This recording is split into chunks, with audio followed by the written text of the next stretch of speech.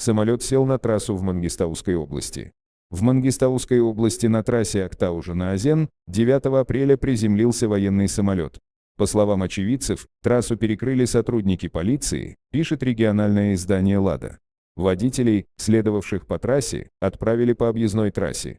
Автор видеоролика с места событий сообщает, что все перекрыли. На трассу сел самолет. Нас в объезд пустили, а он, вот, прямо на трассу Узень-Актау, говорит очевидец. В регионе проводятся антитеррористические учения. В феврале в Восточно-Казахстанской области самолет Ан-2, выполнявший санитарный рейс, совершил вынужденную посадку на автомобильную дорогу в 23 километрах южнее Усть-Каменогорска.